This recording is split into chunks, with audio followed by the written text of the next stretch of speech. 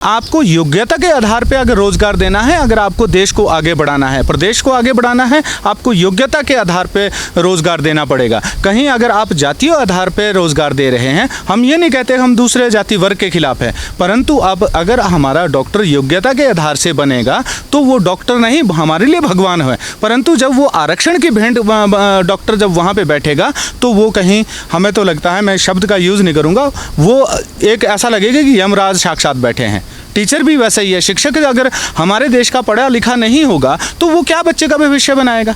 Engineer अगर हमारा बेहतर नहीं होगा, योग्यता के आधार पे उसको नौकरियां नहीं मिली होगी, तो वो क्या इंजीनियर, क्या देश को बना पाएगा। वो अपने घर के लिए 2 कमरे भी ढंग से नहीं बना पाता। तो दुर्भाग्य इस देश का है कि इस राजनीति की वजह से हिमाचल प्रदेश और देश का जो बेड़ा गर्क, मैं कहना चाहूँगा कि योग्यता की नौकरी ना होने की। मैं तो कहता हूँ कि प्रशासन में प्रशासनिक सेवा, स्वास्थ्य सेवा, शिक्षक और आपके जितने भी एडमिनिस्ट्रेशन बनती है, ये सभी लोग, इंजीनियरिंग, इसमें योग्यता के आधार पे नौकरियां होनी चाहिए। जिस दिन आपकी योग्यता के आधार पे नौकरी आएगी, आप खुले छोड़िए ना, आप हर वर्ग को खुला छोड़िए। मैं ये नहीं कह रहा हूँ कि दूसरा वर्ग पढ़ा लिखा नहीं है। हमारे बहुत सारे दोस्त हैं, हमारे बहुत सारे कुलीग हैं जिनके बच्चे बहुत इंटेलिजेंट है, परंतु आपने मौका नहीं दिया।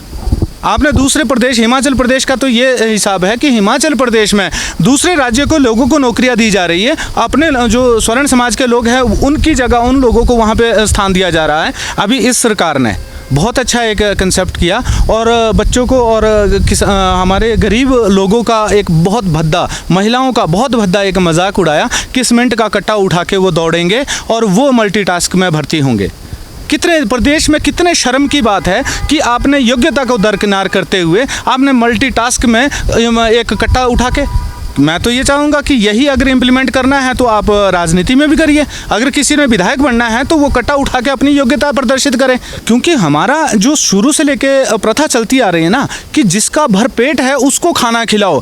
भूखे को आप एक रोटी देने के लिए भी आप उसकी तरफ नहीं देखेंगे, परंतु आपने जिसका पेट बड़ा है ना उसको खाना खिलाया जा रहा है। जिस वक्त भारतीय जनता पार्टी विपक्ष में होती थी और 500 रुपये का एक बार सिलेंडर हुआ था तो इन्होंने दिल्ली की सड़कों पर नंगा नाच किया था कि महंगाई चरम सीमा पे हो गई, हमारे लोग क्या खाएंगे।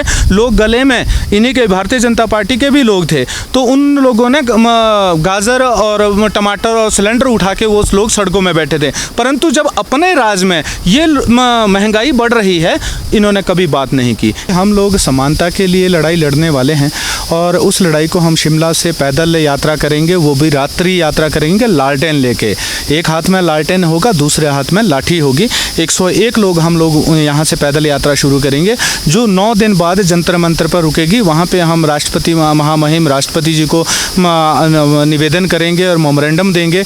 प्रधानमंत्री जी से मिलने की कोशिश करेंगे। अगर वो मिलने ना दिया, क्योंकि आज तक देखा गया कि जो अपने अधिकारों की बात करता है उसको आधे रास्ते में रोक दिया जाता है। परंतु मैं आपके चैनल के माध्यम से कहना चाहूँगा कि यदि ये गलती भारत सरकार या किसी भी राज्य में रास्ते में आने वाले, उसमें हिमाचल प्रदेश के साथ पंजाब भी होगा, हरियाणा भी होगा, यूपी भी होगा, उत्तर प्रदेश के साथ साथ मध्य प्रदेश भी होगा, उत्तराखंड भी होगा, छत्तीसगढ़ के सभी लोग आएंगे, गुजरात के भी आएंगे, राजस्थान के भी आएंगे।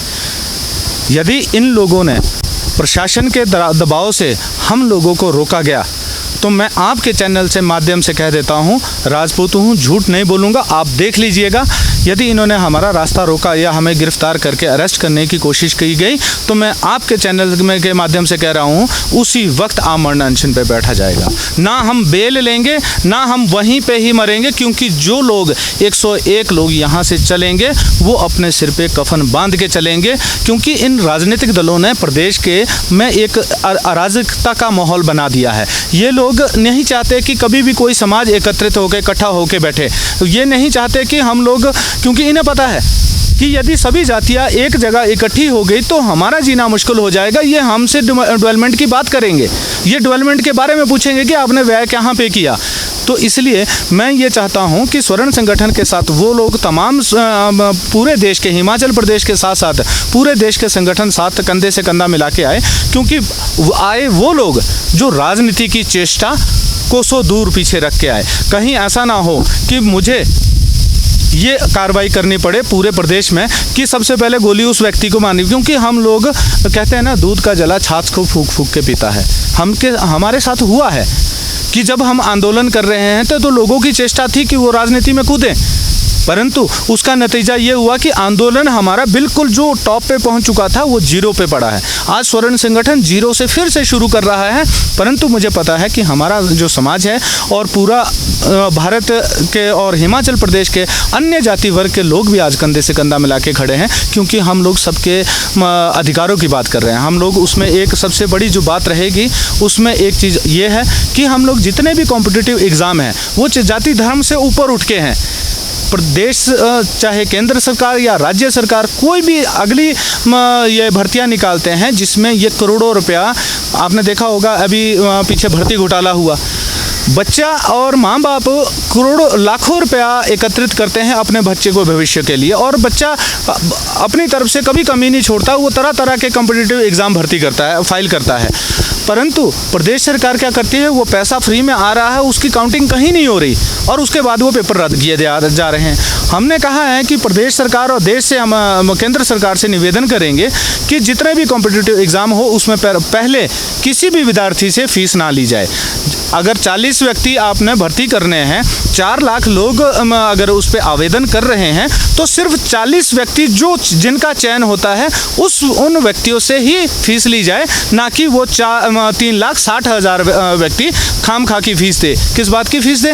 क्या उसका अधिकार नहीं है? जब वो टैक्स दे रहा है, हर प्रकार के कार्य कर रहा है। यहाँ पे हम लोगों की, क्योंकि आजकल कानून गरीबों के लिए है, अमीरों के लिए कोई कानून नहीं है। हर प्रकार की योजनाएं गरीबों के लिए, परंतु खा अमीर रहे हैं।